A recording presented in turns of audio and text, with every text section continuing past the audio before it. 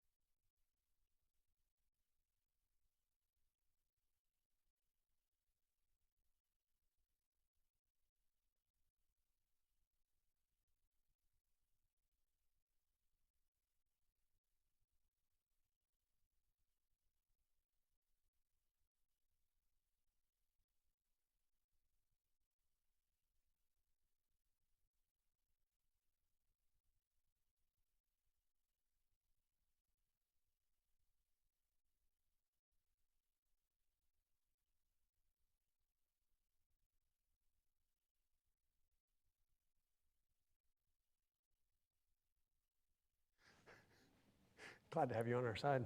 Yes. Good afternoon, everyone. Welcome to the Dole Institute. I'm Bill Lacey, the director. See lots of familiar faces and some new faces here today, and so we welcome all of you to our very first fall discussion group session with our fall fellow, Kelly Dietrich. We're very excited to have Kelly here. I'm not sure when you were recommended. That was about a year ago, I think. I think about so, yeah. Yeah, by someone who was at the Alumni Association at the time, is no longer there, but he graduated from KU, so that speaks highly of him. And he is a longtime Democratic activist. For those of you who have been to our last two election cycle discussion groups, you may recall we had journalists running those.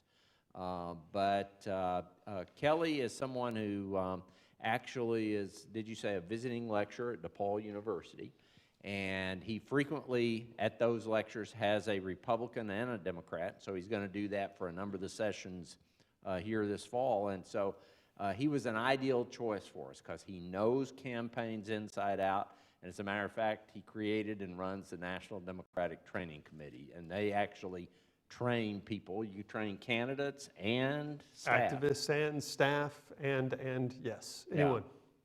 Yeah, and we're delighted to have him here. It's going to be a fascinating session. Hope everybody will join it. But please join me in welcoming our fall fellow, Kelly Dietrich. Kelly? Thank you very much.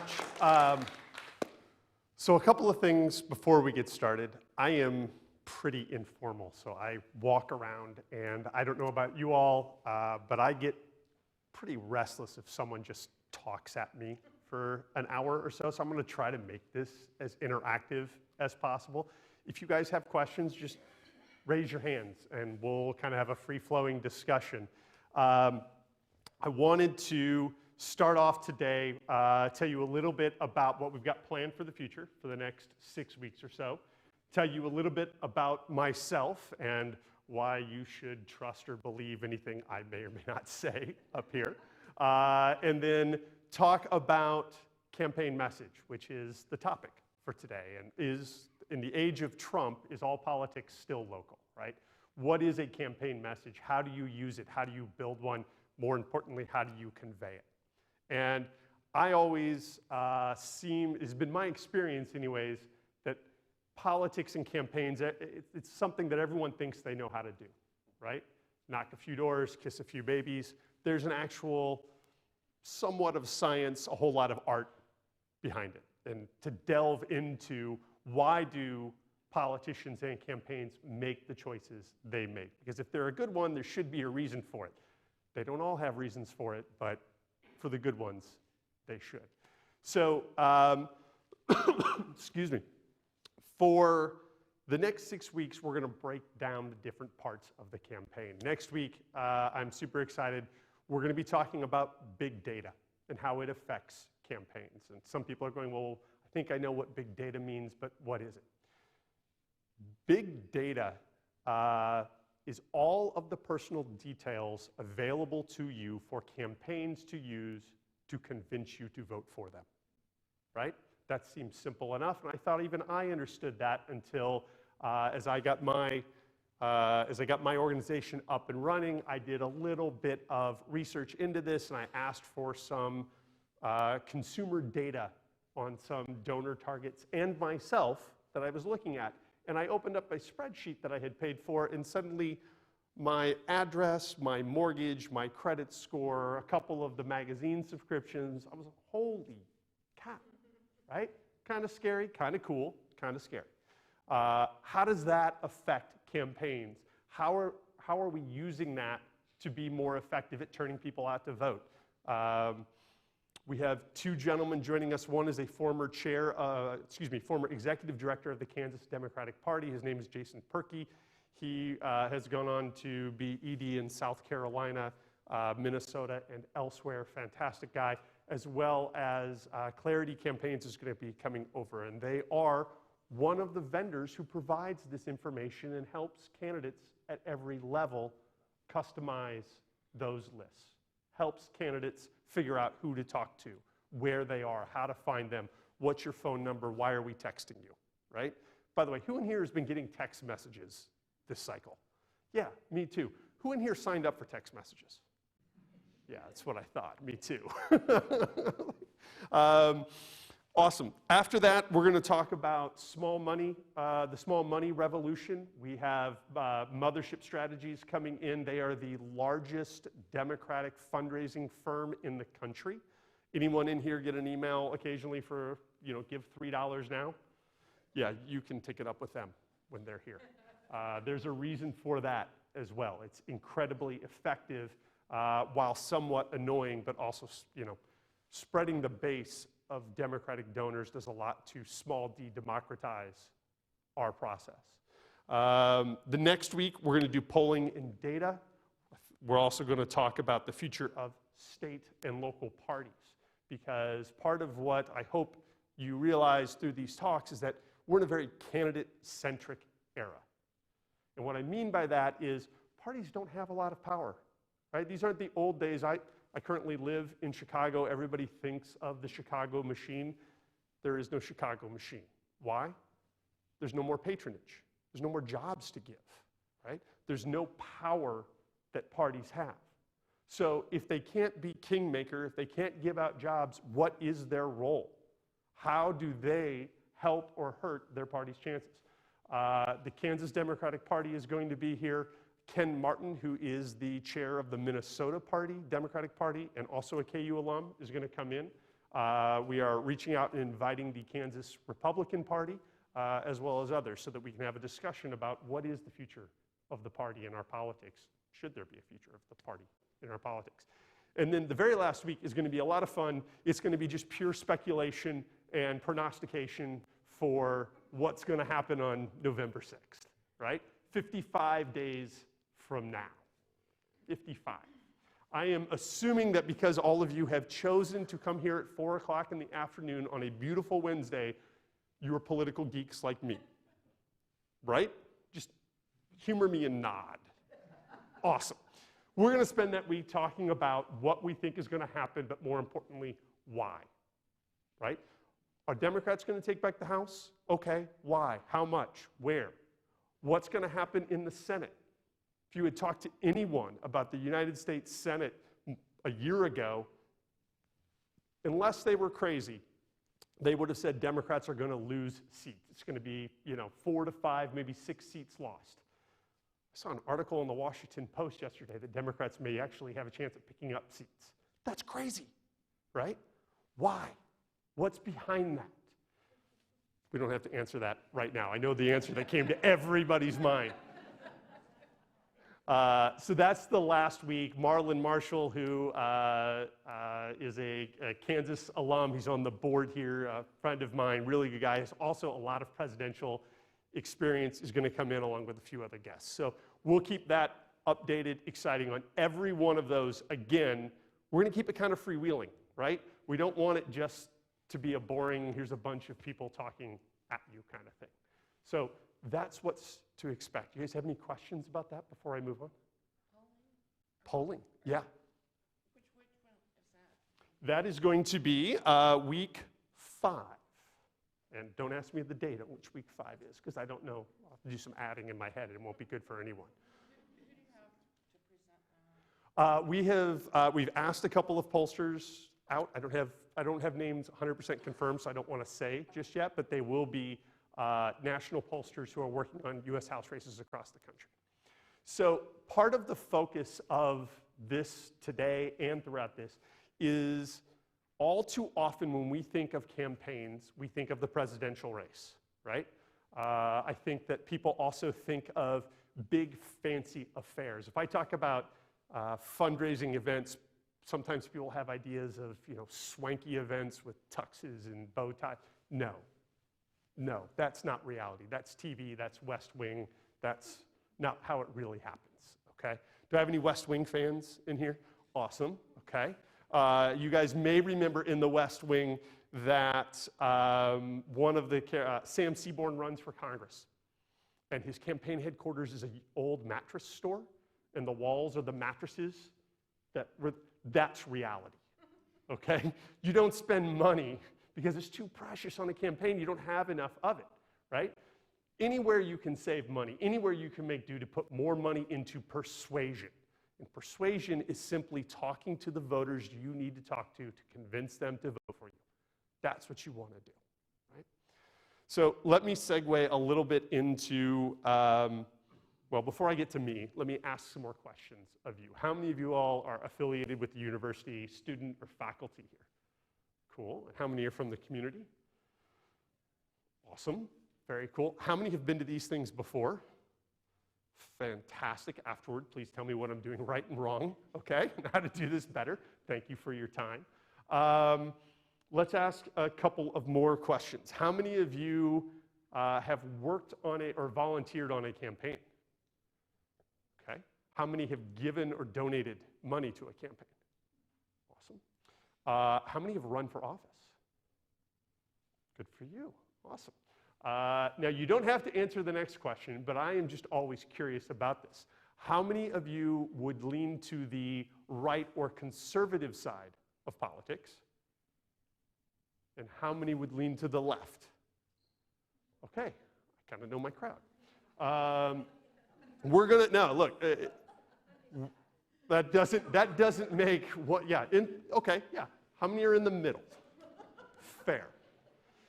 We should talk later. Kidding. We need to remember that just because we believe one thing or the other doesn't mean we're always right? Before I got married, I was certain I knew a whole lot about life. I was completely wrong, right?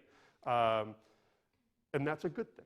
So with all of that in mind, let me tell you a little bit about myself and why I'm up here talking with you. In 1997, which for some of you, for me that seems a long time ago. For some of you who are like, not that long ago. I graduated the University of Kansas. I had a degree in psychology and absolutely no idea what to do with it or where I was going to go. I found myself in Kansas City working at a job downtown that required a suit and tie and commuting 45 minutes in traffic each way.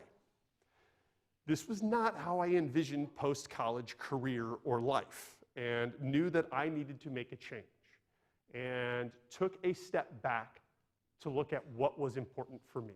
What did I want to wake up and do with my life every morning? And I knew a couple of things. I knew I wanted to do something that made a difference. I knew that money wasn't the driving factor for me. And I knew that I wanted real responsibility and a challenge. Clearly, politics answers all of those questions, right?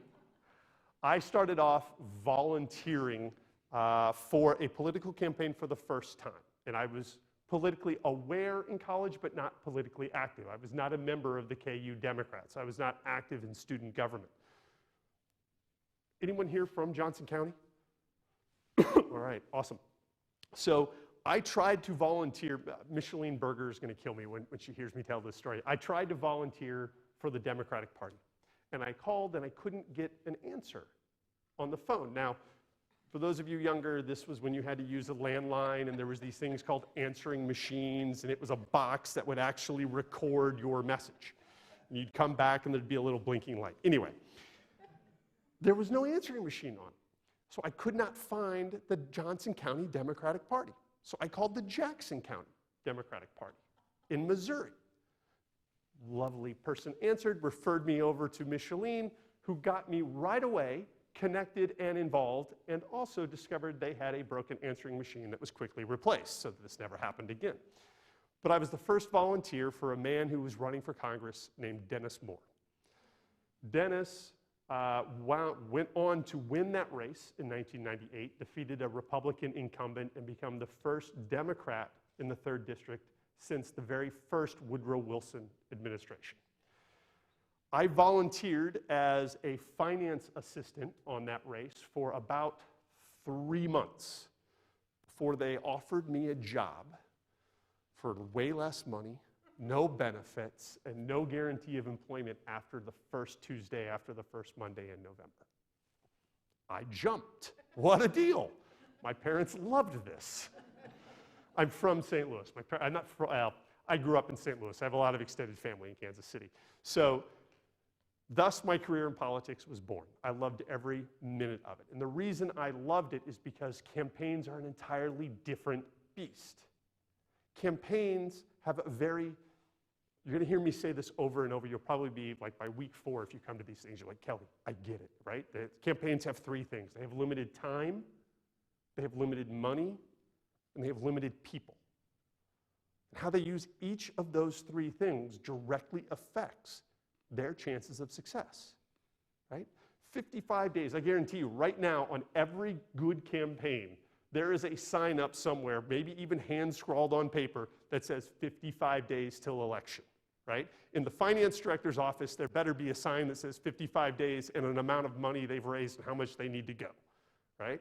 The field director has the number of votes they've already identified and how many more they need to go. You can't get more time. I loved campaigns because it was immediate. There was no putting it off for the second quarter or the third quarter. The shareholders will be fine. You know, the stock price is going to go up, go down, right? It was not policy. It wasn't we had to move it through committee, but there's 8 markups and we're going to be delayed by this and this and this and this. You knew how well you did on election day. You either had a job or you didn't. And they were congressional size, they're multi-million-dollar campaigns built overnight. The average age on a congressional campaign, similar to Capitol Hill, is 26. It's young, right?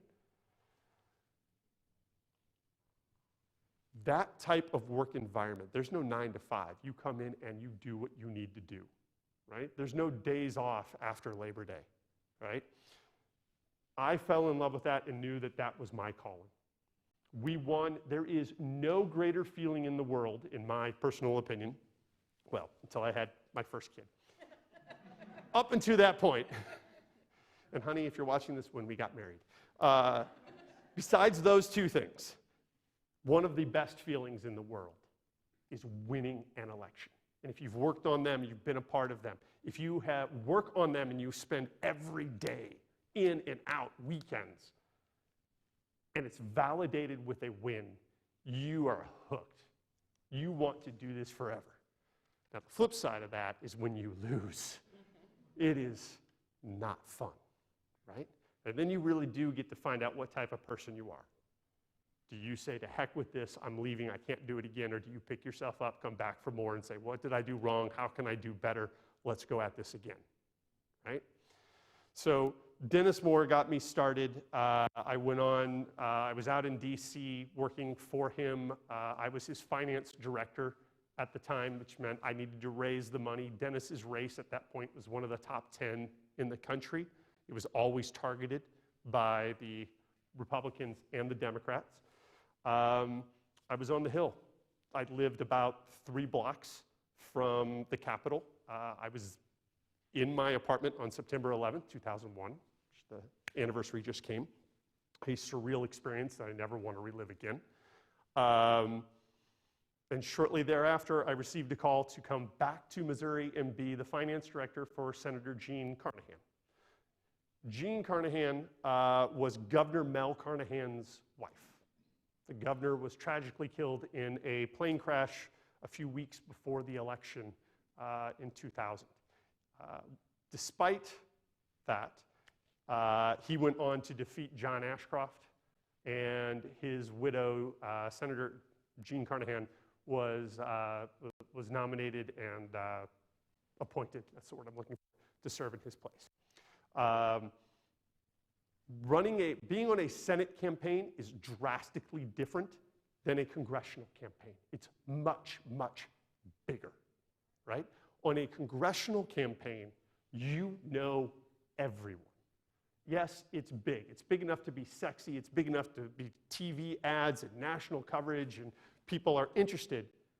But a Senate campaign, you cannot possibly meet everyone in the state, right? Especially as staff. It's much more about managing and growing and empowering other people to help you achieve the goals and manage up, right?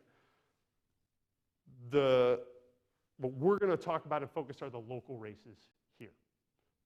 However, after that race, I had met a beautiful woman who had come down to live with me in St. Louis. She is not political. She knew no one in St. Louis but my family. We lived in an up-and-coming part of St. Louis while I was on the campaign and never home. And the day after we lost, woke up and she said, Kelly, I love you. I'm moving back to Chicago. you should come with me. I thought, well, we're engaged. I think that's probably a good idea. And therefore, I moved back to Chicago with her, and I've been there for 15 years since. In that time, I went out on my own as a Democratic consultant. I also started and helped run a national consulting agency with 3 other partners all over the country. My specialty became new campaign creation and fundraising. So if you want to run for Congress, if you want to run for governor, if you want to run for city council, what do you do? How do you actually take that desire and turn it into action? Well, it turns out it's not that hard, right? It's not that hard. But there are some best practices. There's things that can be avoided. There are ways to do this. And everywhere that I went, whether it was South Carolina, Colorado, Illinois, Missouri, Kansas, whatever, there'd be these amazing local candidates who were running for offices like city council, sometimes state rep, school board, right? And they'd come to events for the candidate I'm working with, and they'd come up and they'd ask, how do I know how many votes I need to win?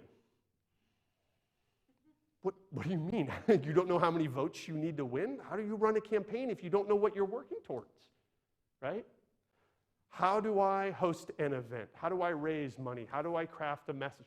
This is not rocket science, but it dawned on me that the status quo, at least in Democratic politics, I can't speak to the Republican side, was that that experience, that wisdom, those best practices were siloed off. And they were available to the campaigns that were big and sexy and had the money to afford people like me to give them that information. Now, that's nobody's fault, right? I've got to put food on my table. I have to charge my rates. I cannot scale to meet the demand of that. The National Party, their job is not to train and empower every well, we can argue about that, but they do many things. State parties are overwhelmed, right? They're already expected to do 7-figure work on, if they're lucky, 6-figure budgets. As I looked more and more at the landscape of what is this problem and why does it exist, it was nobody's job to train and help and empower every Democrat who wanted to run. Okay, well, how many could there be, right? A few thousand, maybe? Anyone know how many elected offices there are in our country? Anyone want to guess? There are more than 518,000 elected offices in the country. Now, let's think about where those are. 537 are your federal government. 435 in the House, 100 in the Senate, Vice President, and the President of the United States. Okay, we got 517,400 and some to go. There are, and I should have confirmed this before I came out, there are 13,000 plus state elected offices. That's state rep, state house, constitutional, or statewide officers. That leaves about 503,000 elected offices below state rep. That's everything from city council, school board. In Illinois, we elect coroners. Why? Right? Why do we elect the person? I'm not going to, that's a tangent. We can discuss that afterwards, right? In Florida, they have mosquito abatement districts, right? Again, why? A lot of this comes from the elimination of patronage. We don't want somebody appointing these positions. We want the public to elect them. So there's the challenge. That I saw it, how does our party help 518,000 people run for office? This is why I created the National Democratic Training Committee. And the training committee has one goal. It's very simple. Train every Democrat across the country who wants to run for office or help someone succeed. We do that through an online school. TrainDemocrats.org is an online academy where any Democrat can come and take courses and take lessons. We have, for the first time, we started in 2016 with just myself sitting at a dining room table realizing it was probably easier to ask forgiveness rather than permission, and just starting this. We've now had more than 20,000 people register online for our trainings. We've held more than, we're closing in on 60-some live trainings, in-person trainings all across the country, and are the largest training program in democratic politics. We help those candidates who cannot afford the staff with the experience, the professional consultants. That is my background. That's my passion. We're expanding in 2019 just from candidates to help local and county party chairs. Right? Has anyone in here worked with the local or county party? Awesome. God bless you. That is hard work, right?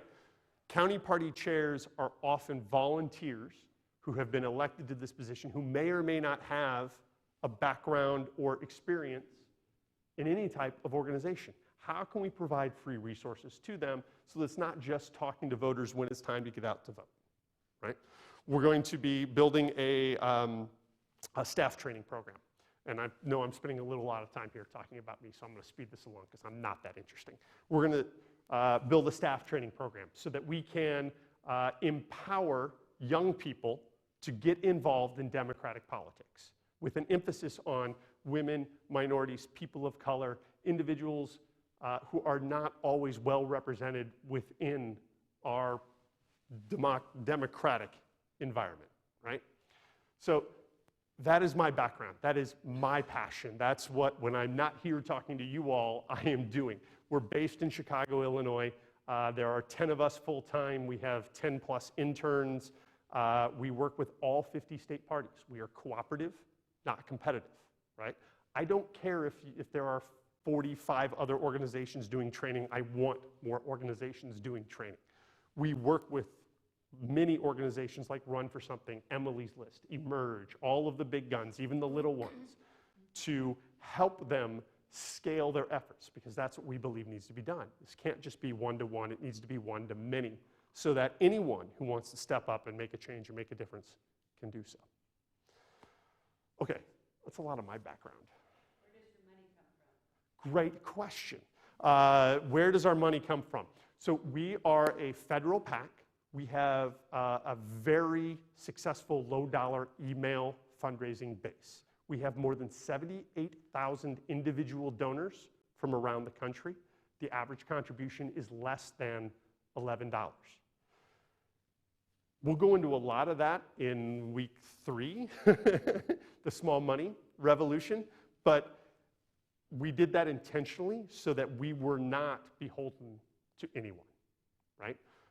We do not make endorsements. We do not do issues. We have candidates who run against each other all the time in our trainings. As a matter of fact, we keep track of the people who have told us they're running and they're winning. We have more than 500 so far. Many times we've had 3 or 4 candidates in the same primary against each other. So we're like, yay, we won, and we lost. But because we don't do endorsements, because we're above the fray, we're not anywhere in the party. We're not Bernie, we're not Hillary, we're not Dean, Clinton, like none of that. We just want to help. It was a great question. Any other questions? Okay, let's start talking about a campaign message. Who in here knows what a campaign message is? Anyone? Don't be scared, kind of. It's kind of hard to quantify, right? Let's do this. What is Donald Trump's message? Make America great again. Well, easy, right? What was Barack Obama's 2008 campaign message? Hope and change. Yes, we can, right? Hope and change. Yes, you can remember these easily, right? Now, it's a little bit of their slogan and not necessarily their full message, but boom, like that, you recalled it, right? What was Hillary Clinton's message? Stronger together. You'll notice there was one voice instead of 12 who knew that off the top, right? That's not, I'm not here to place blame or judge. I'm just showing that a campaign message is how the voters think, remember, picture you, right? It's critical. If you're going to separate yourself from the pack, why are you important in a voter's life? So if you're going to run for office, how do you go about creating that message? Well, let's take a step back from that, and let's think about this from the candidate's point of view. You ran for office. It's a very big decision on their part, and I'm assuming it was a big decision for you. I don't mean to put you on the spot. It's public. People are going to see how they do.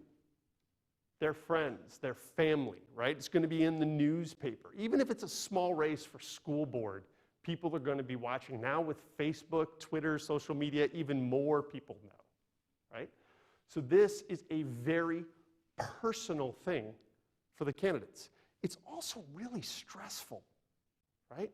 As a staff person, I always try to keep in mind the candidate's point of view, because I would get frustrated as clearly the 24-year-old who knew everything about politics. If only my candidate would just listen to everything I said, we'd win this thing, right? No. There are challenges when you run, not only to you, but to your career, your family, your friends, your social life, right? It has lots of implications. Suddenly, you have this whole other job to do. And most of the people who run are not professional politicians, right?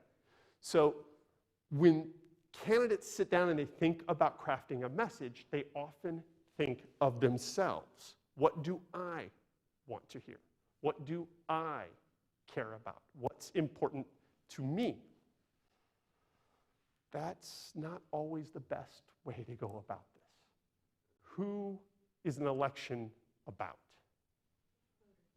The voters, exactly. If you are the biggest environmentalist on the planet, if you're running because you think climate change is the single greatest challenge or farce, I'm keeping this bipartisan, and that's all you talk about, but your voters don't care. Your voters are concerned about health care. Your voters are concerned about taxes. Your voters may be concerned about transportation issues or trash pickup, right? You're not going to win. No one's going to care. There's the other challenge. All of you in this room right now, do not be offended, but you're not normal. Right? I saw everybody in here nod when I said, I'm a political geek. Are you one too? Right? You have already spent more time thinking about politics than the average person, including the average voter, okay? Candidates and staff need to constantly remember they are not their voters. They are not their donors, right? They are not the people that they are speaking to. This is getting really meta all of a sudden, right? Sorry. When you craft a message, you keep in mind who the message is for. Now, we said the election is about the voters. Let's think about who the message that your campaign needs to be saying, knowing that you have limited time and that people don't really pay a lot of attention to you. Who's the message for? Anyone? The savables? Awesome. Okay. I've never heard it referred to that way, but I like it. It's targeted to persuadable voters, right? By persuadable, these are people who are not currently voting for you, but might, right? Now, it's not always to the persuadables. It's really to your persuasion universe, okay? The difference there is if I'm a Republican running in a very red area, and I know that I need 300 Republican votes to win, and I go look at the history of turnout in my election, and that the average Republican gets about 600 Republican votes, I'm feeling pretty good, right? All I need to do is find 300 Republicans and make certain they vote, and craft my message to turning out my base. Real simple, right? However, if I'm running in a swing district and I need 300 votes, but you know what? The average Republican only gets 200 votes here. I have to go find 100 people. What do those 100 people care about? Take a step back. How do I find those 100 people and what are their shared characteristics, right? Are they young in school? Are they older? Are they men? Are they women? Are they white? Are they black? Who are they? How do I figure out which percentage of each I need, right? When I determine that persuasion universe, I know exactly who I need to talk to win. Now I can start crafting a real message. And I'm going to spend all of my time hitting that message home over and over and over again, right? We all get tired of hearing politicians say the same thing over and over and over. Why do they do that? Because you're not normal. Most people don't listen to them over and over and over again, right? And even when they do, why do you see 5 Coca-Cola ads, right? The secret to communicating a message, does anyone know the secret to real estate? Location, location, location. Do you know the secret to getting your message across? Repetition, repetition, repetition, right? You're busy. You're thinking of other things. Yeah, you had a question. No, I work for Senator Phil Graham at the Senate Banking Committee. Tell him what you're going to tell him. Tell him what you told him. Yes. Yes. That's fundamental. Candidates will get upset. They'll get frustrated. I have candidates who have told me, Kelly, I just gave this speech twice already today, right? I don't want to give the same speech again. Well, you know what? The people at the first speech are not the people who are at the second speech who are people at the third speech. If they are, we're doing something really wrong and we're not going to win, right? You should be. I want you to be tired of it because you need people to pay attention. And we know that that is the message we hope that has to get out to convince people to vote for us. And at the end of the day, the only thing that matters on a candidate's campaign is winning, right? You're not there to educate voters. You're not there to forward a cause. If you are, you say that from the outset, right? Internally, maybe not externally. But a real campaign is there to win. One more vote than your opponent on election night. And doing everything legally, ethically, and morally responsible to get there, right? Yeah, there's a chuckle because suddenly that's like a gray area. So that's our focus. That's the beginnings of how to craft a campaign message. Now, what do you actually say, right? And how do you say it? Because coming up with a campaign message can be really boring. There are some bad campaign messages out there, right? Yeah, everyone in here is like, oh yeah, let me tell you, I heard some. It's not what you're going to do when you get in office, right? It's not a list of all your policy positions. And I should close the loop on this, that when I talk about winning is the most important thing, that's because you may be the world's biggest environmentalist, but you can't do anything until you're in office. So once you win, you fulfill your campaign promises, and you can start doing those environmental actions that you want. Make the change that you want, right?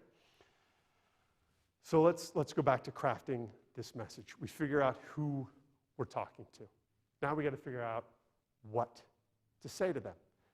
And we need to do it in a way that isn't just talking to people, right? There's an amazing Maya Angelou quote. We've got it up in our office. It says, and now that I've said that, I'm not going to remember it word for word. People may forget what you said. People will forget what you did. They will not forget how you made them feel. That's what you need to do with your message. You need to make people feel emotion. You want to motivate them to action. What is the action we want? A vote. Exactly right. Yeah. So why do you think you see a lot of very negative campaign commercials? I have no idea, he says back here. Because fear and hate are two very compelling, anger are very compelling emotions that will motivate people to action. The reason you see so many of those is because they work, right? They don't work on me. Well, I mean, I shouldn't say that. Some of them may work on me. I haven't seen them all, right? I generally have my mind made up already before I go to the polls. For people who aren't making up their mind, who people are sitting at home and they're cooking dinner and they're overwhelmed from work and the kids are making a ton of noise and everything is distracted, and in the background, the TV is on, and they look up and they see this picture and it's a horrible look, right? It's this horrible looking guy talking, and there's big words on the screen that says he's voting to take away your health care, right? Boom, you've made your impression. And that's what I remember about that horrible looking person on TV, where they found the worst possible picture they could find of this poor guy at that moment, photoshopped it, make it a little fuzzier. It's awful, right? Then I go out to my mailbox, and suddenly I have 16 mailers of all different sizes telling me how bad this person is, right? Same thing, same message reinforced everywhere. I hop online, I go check my Facebook feed, and now suddenly I've got ads, right?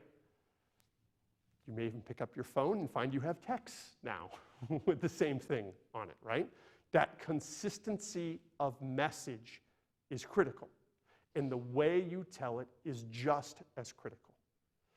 In one series of ads in Kansas at this point, one series of ads in Kansas at this point seems so incredibly insulting of the voters' intelligence, specifically that so-and-so voted 91% with the Democrats. He's a Democrat. Of course he did.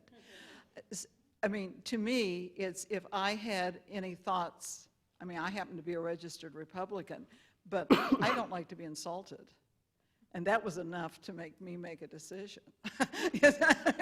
I mean, that's so awful. Not No, really. yeah. But anyway, the point of my question is, don't these sometimes backfire? Yes, is the simple answer. Yes. All of this, the political science majors in here, please don't hurt me. I'm in a political science department, right? I always joke that the science on the end of political is a little suspect, right? There's a lot more art than science to this, because you're making, every day on every campaign, you're making thousands of decisions, right? And you're using data as much as you can to make the best decisions possible, but there's no, like when you get a poll back, there's no bright red line that says, oh, this is what I have to do to win, right? And there are, just like every other job out there, like when I meet new people and I tell them I work in politics, the first question is usually like, okay. And then like, Democrat or Republican? And then I know right there, do I have a new friend, or is someone just gonna like leave me alone? But what I try to tell people is that politics are no different than any other job. You have really good people on both sides of the aisle doing what they think is best to make the world a better place. You also have really crappy people on both sides of the aisle who are not just good people in general, right? They're the assholes, excuse me, right? I'm sure you have some in your own work area, right? Like every other job. Unfortunately, we tend to hear about the bad ones. We tend to hear about the bad ones on the news, in the news, more often than not. Same way with consultants, same way with campaigns. There are good ones, there are bad ones. The ads may not work. Maybe they made poor decisions. Maybe, I don't know all of the background, maybe you're not the target audience. Maybe what they're looking at, and this is pure speculation, is we need to increase the Republican base. And that Their polling shows 60 to 70% of the base responds to that message. Now, they know that they're going to lose some of the moderates with that, but they're willing to do that because they think they may have already lost your vote. Pure speculation on that. But there is a reason why they run that ad. If that reason is valid or not remains to be seen on election day. When do ethics come into play, and how does that affect the final goal? When the Russian operative offers you the email access, every day. Every day, right? And there's no, it's just like every other job. There's no one place I can tell you where ethics always comes in, right? But there are, if you get information about your opponent that may be personal in nature, do you choose to use it? Do you not? If someone comes to you and wants to raise a bunch of money in ways that skirt the law, you don't want to touch that with a 10-foot pole, right? Do you, and this, we can get into a definition of ethics and turn this into a philosophy class, but do you focus on short-term gain for your political career as opposed to long-term good for the country, right? And that can happen in every aspect. That can happen when you're at a debate. That can happen when you're at a rally and someone says President Obama is a Muslim, right? Do you stand up and say, no, that's not the case, or do you let it go because, you know, she's got a right to her opinion, and, you know, move on to the next one? So are you saying that if it's okay to skirt the ethics just as long as you win? Not at all. Not at all. What I am saying is that on my campaigns and the candidates that beautiful part about being a consultant is I get to pick who I can work for. I didn't want to work for those people. I'm not saying that every candidate or every consultant follows those rules, and some do. I don't think you should, right? They're telling me I'm running long on my time and that I need to open it up to questions here. So, sorry, I get a little passionate on this stuff. What questions do you guys have? I have answered all of your political questions. That's amazing. Okay. One behind you. No, here, we'll go here first, sorry.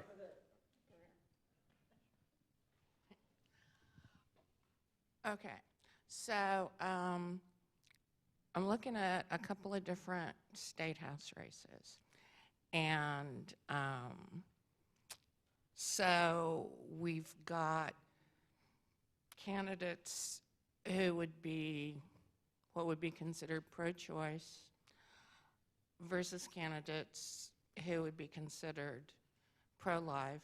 And they've said this, so that there are different, you know, sides of issues that they would work on in the State House. So my question is, especially based on what you said about who do you want your message to target, what does a candidate do if their personal belief is not copacetic with their target voters? And how do they address that? Oh, because I'm just using this as an example because it's great. I appreciate you asking me all the easy questions. This is wonderful. Okay. It's a great question, right? Because they have said in public, well, I'm pro-life. Well, I believe in women's rights. And so how do you balance those two while remaining true to your core beliefs, but not alienating people on the other side? Also knowing that your opposition is going to bludgeon you with it if you come out and say, listen, personally, you know, me as the candidate in this instance saying I am pro-life, but I don't think my will should be imposed. It's not the government's job to make a woman's choice in reproductive health, right? No side will be happy in that at all. How to handle that situation depends upon a lot of the specifics of that situation. Most candidates, and what you'll see is they just don't want to talk about it, right? Most candidates will try to avoid the choice issue altogether, or whatever issue it may be, and talk about something else. Because they know if you're going to go down that route, you're not going to make anybody happy, and you're going to split the baby, and nobody's going to be happy with you. I generally tell candidates, and look, I work with purely Democratic candidates, and when I work one-on-one with them, I tell them that, in my personal view, Republicans do a lot better job at defining on where they stand than Democrats do, and that if someone disagrees in general, right? This is not every candidate, but in general, Republicans do a better job of saying, this is what I believe, this is where I stand, this is what I want to do. If you don't like it, I'm sorry, don't vote for me. People want a leader. Right now, Democrats really want a leader, right? And we need someone who's willing to stand up and do that. And that's, I respect someone more personally if they came out and said, listen, I am pro-life, but I am here to represent everyone in my district, and the majority of this district believes X, so boom, and be done with it. The problem is you're going to get hit, so you have to figure out the calculus yourself. Yeah, how do you figure out, is it what your district wants or what your voters want when you're crafting your message? When you're crafting your message, it's about what that persuasion universe, what the voters you need to win are looking for. Right. Generally, at this point, well, until we got to the Kavanaugh hearings, the choice issue was receding a bit because both sides are pretty clearly defined at this point, and everyone knows where they stand. And so you would try to focus on other issues in that instance. It's not helpful, but that's the reality of it. You had one first.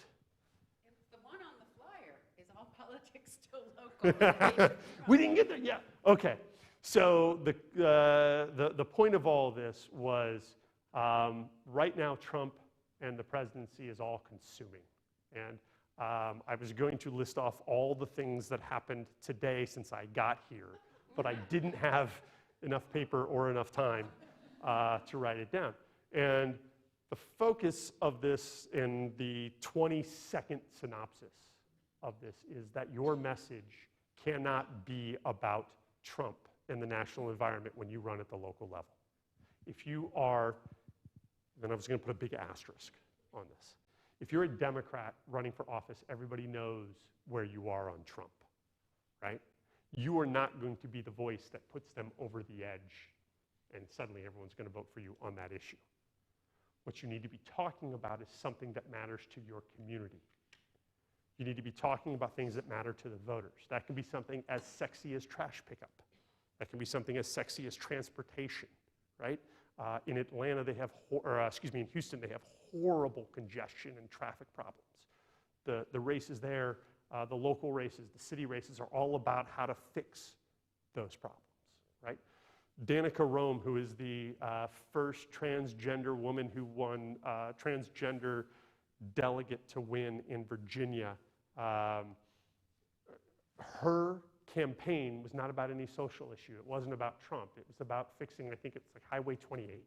It's a transportation issue, right? Those are the things that matter to your voters. How do you make their schools better? So, if you're a Democrat, all politics is still local. The challenge for a Republican is you have to first answer or figure out if you're going to answer the Trump question. Do you need to validate your support for Trump, or do you need to come out and not support Trump? Or, to the choice question that was asked earlier, can you avoid the issue altogether and talk about what matters locally, which would be my personal advice to local candidates, is that it doesn't matter about Trump. It matters what you're doing to fix the community. And if you ask me about Trump, listen, I'm not running for federal government, I'm running for city council. And as city council, right now our schools are really messed up. They're underfunded, they're X, Y, Z, and pivot right on and go to that. So my short takeaway is yes, all politics still is local. Tip O'Neill still maintains. If you're running for U.S. Senate, that's a whole different ballgame. Yeah, go ahead. Oh, sorry. I'm not really in control. I just do it. Not a big deal. We moved here from Manhattan, Oh, nice. and my wife was the Democrat, and I was the Republican. I'm still a Republican, and I vote Democratic. And I think the Republican Party is going to come back one of these days. And when we were here, I'm probably more moderate than anything. And I called a friend of mine who was active, and I said, the vote came out pretty Democratic or liberal, for lack of a better word. And I called this friend that's active, and I said, just how many damn Democrats are there in this town? And she says, Glenn, you'd be surprised how many quiet, moderate Republicans there are in this town. And the mistake that Democrats are making are saying, well, these damn Republicans. I don't refer to those people. I refer to them as the far righteous. And they're using church as a weapon. It's absolutely... I'm bringing you into my campaigns. This is Well, awesome. it's absolutely... The savables, the far righteous, this is great. That came from your head guy with the big ears, the head Democrat guy. The head Democrat guy with the big ears? He's married to a lady who's the head... George Carville? Yeah. Yes. Yeah. And he would... I am proud and embarrassed that I got there from the head Democrat guy with big That's what ears he to had George said. Carville. He said the saints, the savables, and the sinners. Yeah. And he gave talks. I was hearing these things as a Republican. Yeah. And I didn't vote. I kind of voted Republican until I saw those 6 people up there picking on each other. And I thought, what in the hell has happened? And a lot of it is Congress itself talks about opinion instead of fact. And they get into an opinion that's BS, but it's legal. Anyhow, I'm ranting and raving, but It's all right. I'm happy to be here. This is a nonpartisan environment, so I'm trying not to, yes. Who else? Sorry. I know when you're working on a campaign and you're thinking about message, oftentimes you're confronted with a gap between what people say they want and what like the research and stats actually show they want. Like, for example, we were talking earlier about negative campaigning. Overwhelmingly, everybody says they hate negative campaigns and that they don't work on them, but then all the research shows the exact opposite. So how do you deal with those kind of contradictions when you're crafting your message? It's a good question. You try to step back and just focus on what you know from the data and from your experience, right? So if voters acted in their own self-interest, the world would be a very different place, right? Voters do not act in their own rational self-interest. And there's some amazing research out there about partisanship, right? 90+% of that comes from family, usually, right? If you were raised a Republican, 90% of the time you're Republican. And the same for Democrats, right? And there's not a lot of people who change over the course of time. They may vote for Democrat, but still say, I'm still a Republican. I may vote for a Republican, but at my core, I'm still a Democrat, right? Because there's a identity there. It's almost like this is my team. I don't want to give up on it. And that goes to a lot of, we can tie that back to a lot of things. People don't like admitting they've made a mistake, right? I'm going to use a partisan example, and so forgive me, you'll see my bias coming through, but it is the challenge for Democrats when talking about Trump and Trump voters, right? And I'm certain that it's the same for Republicans when they were talking to Democrats about Obama, right? If I meet someone who voted for Trump, my natural inclination is to go, what is wrong with you? Why would you do, right? Now, that's my own personal opinion. It doesn't mean I'm right or wrong. Stepping back and looking at it, what do you do, right? If someone tells you, why did you do that? You're wrong, right? My inclination is to give a hand signal that I cannot give because we're taping and to go do it again, right? I dig in, right? That's not. If you are a challenger running against an incumbent, that's part of your challenge, is you are trying to convince voters to fire someone, to admit they made a mistake and that the person they voted to put in is not the person who should stay. That's tough. It also goes to why you're getting those emails for give me $1, give me $3, right? Because if you invest once, I can get you to invest twice, 3 times. I can take $3. You are more likely to give more money to help your investment succeed than to admit it's going to fail, right?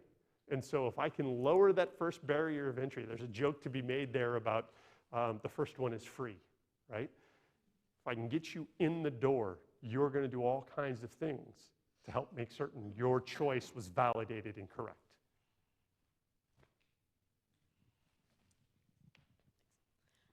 Yeah, I was wondering how you go about crafting your message if you don't have access to polling data. Yeah. Especially, I mean, I think the smaller the race, the easier it is to be like, okay, well, you can talk to people in your community, you know them. But in the 3rd district this year, we had all kinds of people running for Congress who, you know, had no background at all, who just decided they wanted to run. And so I'm wondering where do you start Sure. at that point? And you're talking about the 3rd congressional district on the Democratic primary, Yes. right? Okay. So how do you craft a message in a crowded primary? You take out some dice and you roll it. No. You have to figure out, if you're on a race that does not have a polling budget, and that is 99% of the races out there, right? When you're running for city council, you're probably not spending a lot of time on polling because you can't afford it. Although there are a couple of new firms that are offering the ability to poll using some social media and other fancy algorithm things. I use these words like I know what I'm talking about. Who I am trying to convince to come talk to you about that. And they can do a poll for much cheaper than traditional polling and be fairly more accurate, they claim. You have to make decisions based upon the limited information in front of you. So if you're running for city council, you don't have access to polling, you need to figure out, can you go out on your own and talk to voters, engage and listen, right? One of the things I'll say a lot in here is that politicians talk way too much. They need to shut up and listen more, right? And that's the key to building a relationship. We like people who talk, we want people who ask about us, not people who talk about themselves all the time, right? As I stand up here for an hour and a half and talk about myself. So you need to go out and talk and listen. And in those races, you're kind of flying blind, but you can get a sense of what's important to you, what's important to your community, and what can you talk passionately about, right? And look, if you start off with a strong transportation message and you're going out and people just, they're not connecting with you and they're not, resonating with you, then maybe you should change it up if you don't have polling. In those small races like that, you have a lot more flexibility to change and try different things. That's a good question. See, I was going to call on someone and I knew you had the mic. In this era of fake news and all of that stuff, do you have go-to news outlets that you trust more than others? The question is, in the era of fake news, do I have outlets that I go to and trust more than others?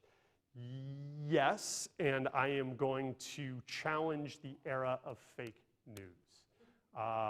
Again, NBC, ABC, CBS, CNN are all impartial, fair news. They may have a tilt, but they do not have an ideology.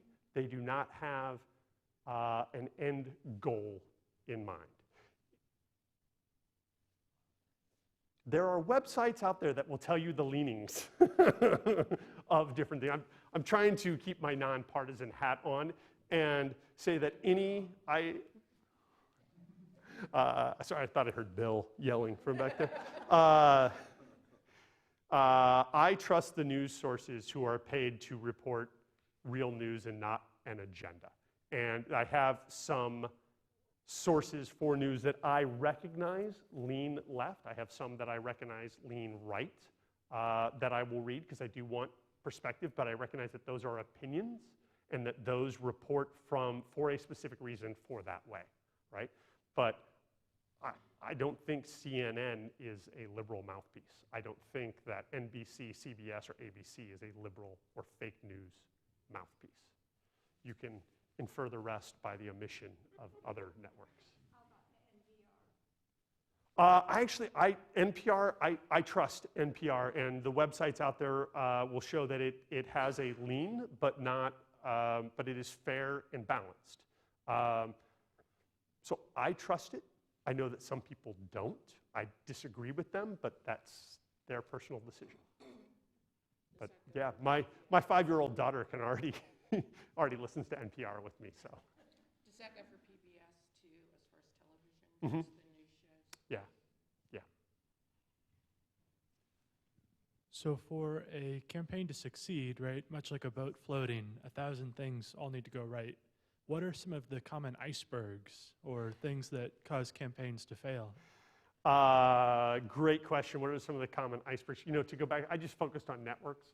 All of the major papers like New York Times, Washington Post, not the editorial boards, right? The editorial boards are supposed to have opinions and leanings, but the reporting there, there's a million I'm omitting, but I trust those sources, and I suggest there are plenty of resources that will tell you the leanings. So if you don't know, go look for yourself. What are the icebergs? Great question.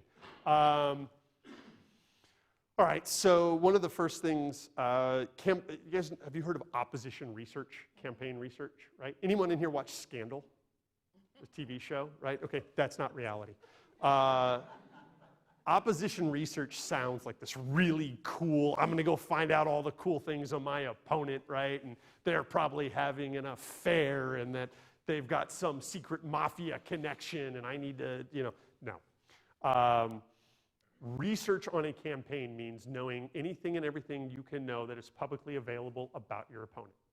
That's really interesting things like tax records, voting history, right? It's getting all of the information together in one place for multiple reasons. Number one, I have at my fingertips a resource to fact check everything he or she may say, right?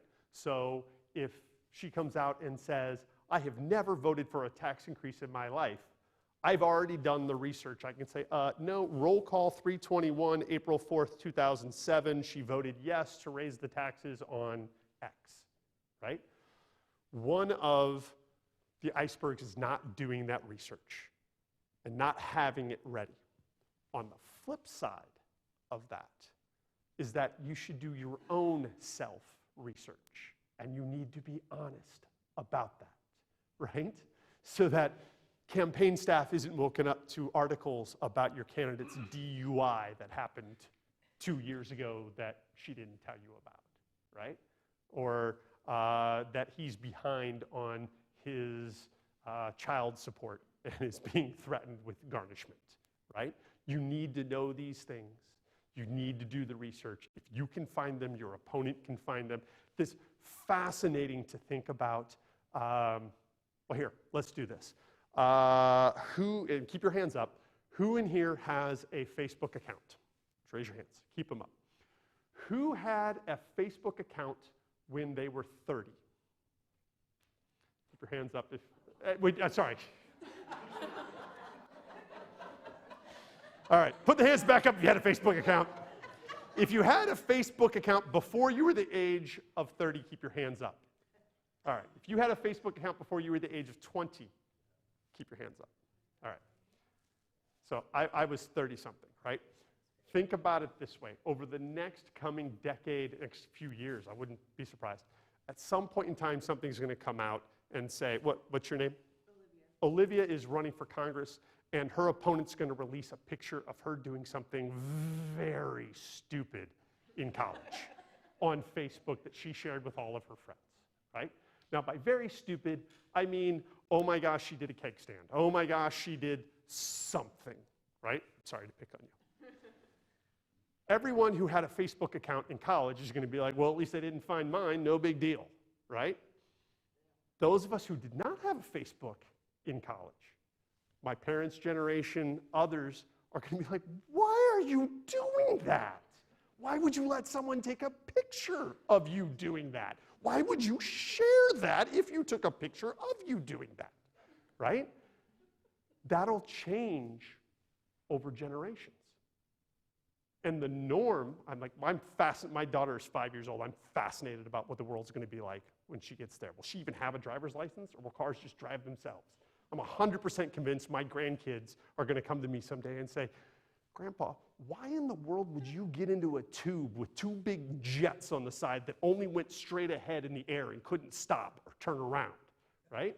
Like, the idea of airplane travel, if you think about it, is a little nuts.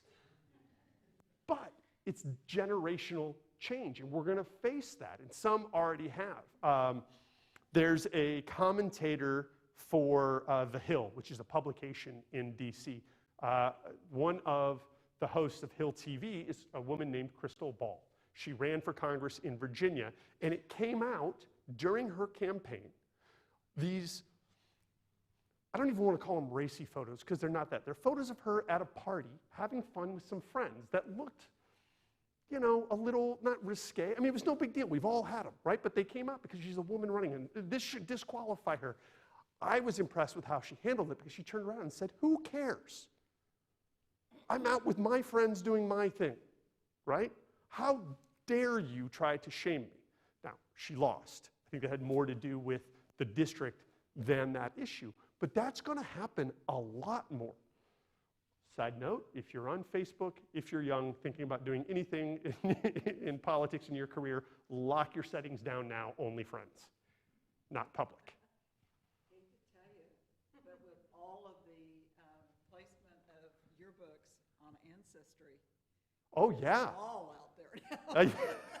University of Kansas from way back. Yeah, that's a good point. She just said all the yearbooks are online. Yeah, but the yearbooks won't even put in like some of the stuff you'd see, right? Yeah, fair. Fair. You talked earlier about a candidate avoiding a subject that might be very volatile. Mm-hmm. In doing that, are you abdicating to the voter and therefore reinforcing how that voter feels about that subject? Elaborate more on that for me so I understand better. By not talking about it, Mm-hmm. does that therefore reinforce how the voter is going to feel about it, because you're not really putting anything into the conversation? Sure. I think it depends on how you choose not to talk about it, right? That depends on the situation. If you do it poorly, yeah, right? If you do it in a way that comes across as a swarmy politician who's avoiding an answer because they don't want to take say a tough stance, some people are going to look at that poorly. But at the same time, you have to make a calculus behind the scenes. Am I okay upset? I can't be all things to all people. If you run for office, you're going to piss a lot of people off, right? Is it better to take the hit and be done with it, or take the hit and avoid the issue and piss off a few people, or do you answer the question, how many more will you upset? Can you avoid the question, or I would even say avoid, can you pivot and talk about something else that doesn't create that type of response? It's difficult. There is no easy answer in that situation at all. Really good communicators are better at it, but not everybody's happy no matter what you do. Awesome. Thank you guys for giving me some of your time on a Wednesday afternoon. We're going to be back next week. Jason and John, who are going to join me here, are funnier and better informed than I am. So please come back. Tell your friends. Tell your family. I was told a couple of weeks ago to push the brownies. So apparently the brownies are really good here. All right. Have a brownie before you leave. And thank you very much. Hope I see you again. Thank you.